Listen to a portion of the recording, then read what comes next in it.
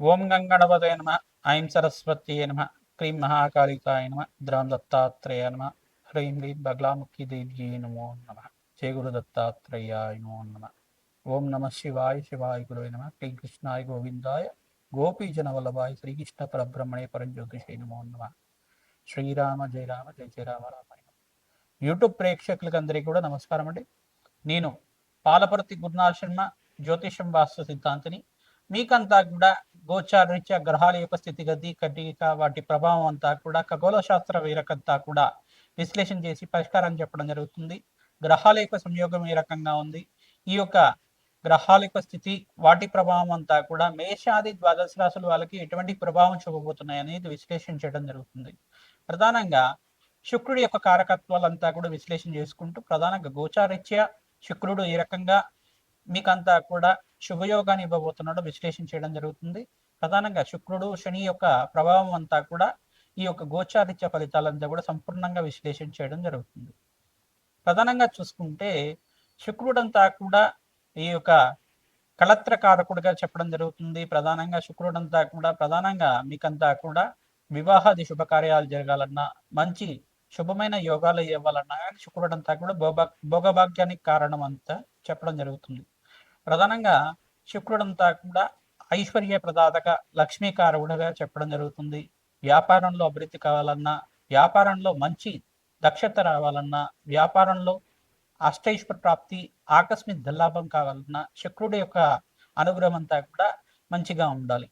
జాతకరీత్యా చూసుకుంటే శుక్రుడు మిత్రస్థానంలో అత్యంత శుభుడిగా ఉంటాడు.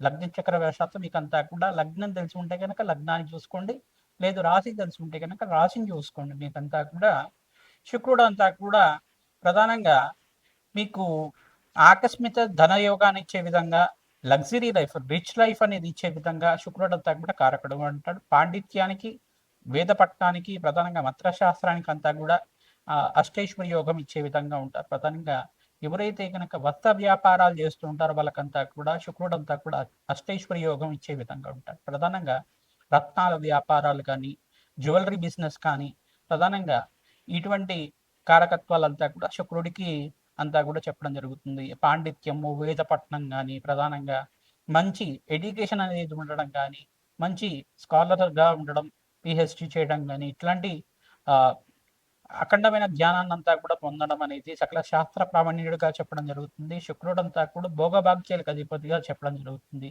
అష్టైశ్వర్య యోగాలు, రాజయోగాలు సిద్ధించాలన్నా, దేశాన్ని పరిపాలించాలి చేయాలన్నా, దేశాన్ని అంతా కూడా సాధించాలన్నా శుక్రుడి యొక్క అనుగ్రహం అంతా కూడా మెండుగా ఉండాలి.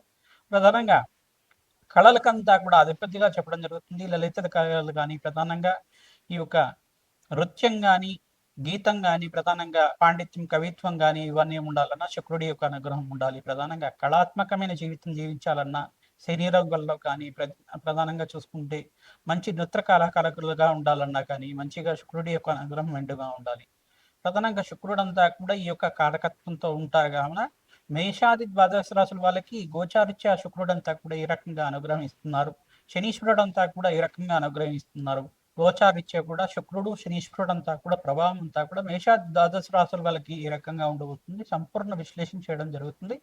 ప్రధానంగా శనీశ్వరుడు అంతా కూడా కర్మఫలదాతగా చెప్పడం జరుగుతుంది.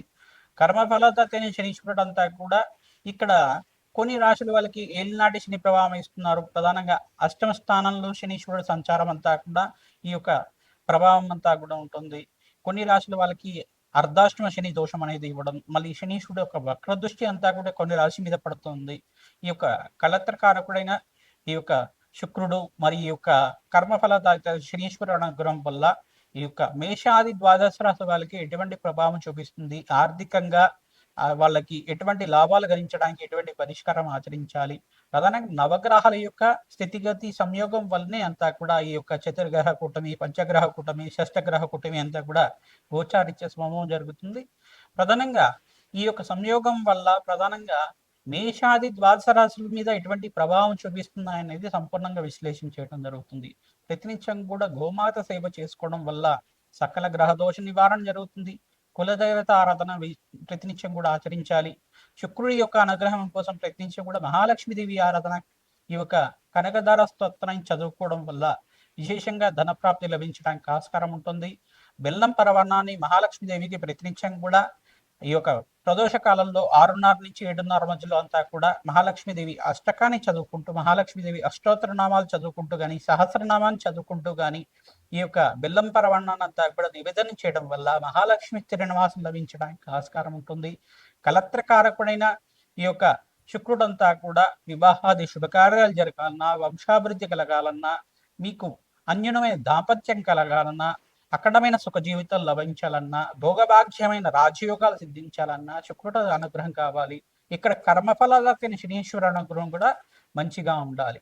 తద్వారా ఈ యొక్క మేషాది ద్వాదశ రాశి వాళ్ళకి గోచారీత్యా శుక్రుడు శనీశ్వరుడు ఇచ్చే ఫలితాలంతా కూడా సంపూర్ణంగా విశ్లేషణ చేయడం జరుగుతుంది. వీడియో అంతా కూడా చూడండి, మీరు లైక్ చేయండి, సబ్స్క్రైబ్ చేయండి. తద్వారా మీకు అంతా కూడా ఈ యొక్క ఫలితాలు పరిష్కారం అంతా కూడా మీరు మంచిగా ఆచరించడం వల్ల మీకంతా కూడా మంచి ఫలితాలు రావడానికి ఆస్కారం ఉంటుంది. జగన్మాత అనుగ్రహం వల్ల మీకంతా కూడా అష్టైశ్వర్య ప్రాప్తి కలగాలని చెప్పి ఆశీర్వాదం చేస్తున్నాం. ప్రతినిత్యం కూడా మీకు చెప్పే ఈ యొక్క పరిష్కారం అంతా కూడా ఆచరించండి. మీ జాతకం ఇచ్చే ఎటువంటి సందేహాలు ఉన్నా కానీ మా యొక్క ఫోన్ నెంబర్కి అంతా కూడా అపాయింట్మెంట్ తీసుకొని మీరంతా కూడా జాతకాన్ని, జన్మజాతకాన్ని అంతా కూడా పరిష్కారం ఆచరించడం వల్ల విశేషమైన పుణ్య ఫలితాలు పొందుతారు. మిథున రాశి జాతకులకి గోచారీత్యా 2026లో శుక్రుడు శనీశ్వరుడు ఇచ్చే ఫలితాలంతా కూడా ఈ రకంగా ఇవ్వబోతున్నారు. సంపూర్ణ ఫలితాలంతా కూడా విశ్లేషణ చేయడం జరుగుతుంది. శుక్రుడు ఇక్కడ ప్రధానంగా చూసుకుంటే ఉచ్చస్థానంలో మార్పు అంతా కూడా ఏప్రిల్ నెలలో మార్పు అనేది జరుగుతుంది. ప్రధానంగా శుక్రుడు శనీశ్వరుడు అంతా కూడా మీనరాశిలో సంయోగం జరుగుతుంది. ఈ సంయోగం వల్ల విశేషమైన పుణ్య ఫలితాలంతా కూడా మిథున రాశి జాతకులంతా కూడా అనుభవించడానికి ఆస్కారం ఉంటుంది. ప్రధానంగా గోచారీత్యా మిత్ర గ్రహాలు కలియిక, ఇక్కడ బృహస్పతి ఉచ్చస్థానంలో మార్పు అంటే ధనస్థానంలో మార్పు జరుగుతుంది. రాజయోగ కారణం సప్తమాధిపతి ఉచ్చస్థానంలో మార్పు. ఇక్కడ చూసుకుంటే ప్రధానంగా మిత్రగ్రహమైన శుక్రుడు, మిత్రగ్రహమైన శనీశ్వరుడు కలియికంతా కూడా ఇక్కడ దశమ స్థానంలో మార్పు అంతా కూడా రాజయోగ కారణంగా చెప్పడం జరుగుతుంది.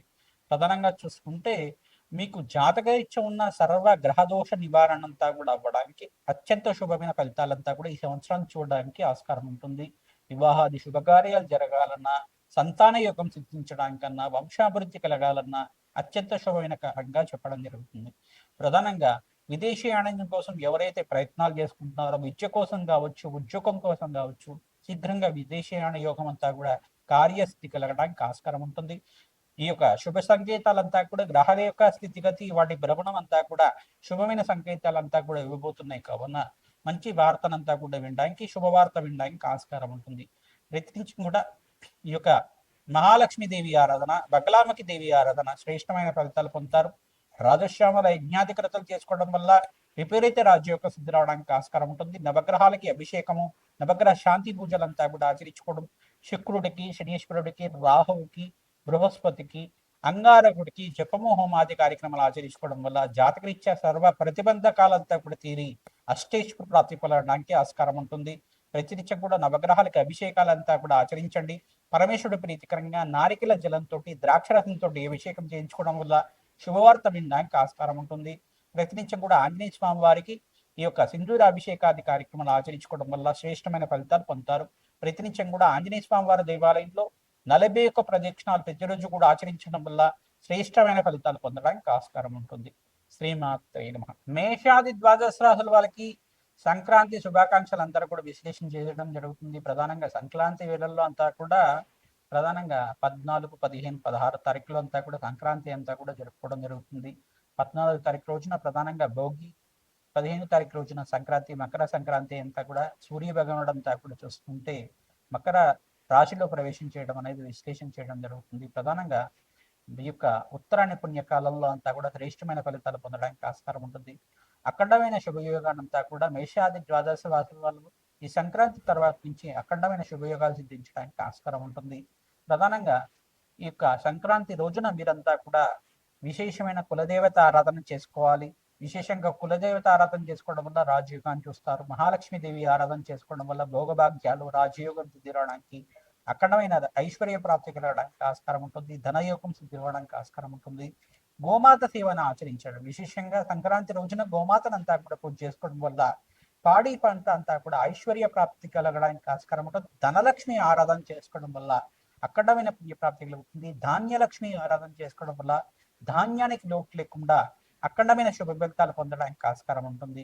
ప్రధానంగా పితృదేవత ఆరాధన చేసుకుంటారు. సంక్రాంతి రోజున పెద్దల పండగ అంటారు కాబట్టి పితృదేవత ఆరాధన చేసుకోవడం వల్ల పితృదేవతలంతా కూడా శాశ్వతంగా బ్రహ్మలోకంలో నివాసం ఉండడానికి కానీ, శాశ్వతంగా వైకుంఠ ప్రాప్తి కలగడానికి కానీ, శాశ్వతంగా కైలాస ప్రాప్తి కలగడానికి కానీ, శాశ్వతంగా స్వర్గలోకంలో పుణ్యలోకంలో స్థిర నివాసం ఉండడానికి ఈ ప్రధానంగా ఎక్కువ రోజునే ప్రధానంగా సంక్రాంతి రోజున మాత్రమే ఎవరైతే కనుక ఈ యొక్క పితృదేవత ఆరాధన చేసుకుంటూ ఉంటారో మీకంతా కూడా రాజ్యోగంగా చెప్పడం జరుగుతుంది. ప్రధానంగా పితృదేవతలకు ప్రీతికరంగా స్వయంపాక దానం, బ్రాహ్మణత్వం దానం చేసుకోవడం, తిలతర్పణాలు చేసుకోవడం, అఖండమైన శుభ ఫలితాలు పొందడానికి ఆస్కారం ఉంటుంది.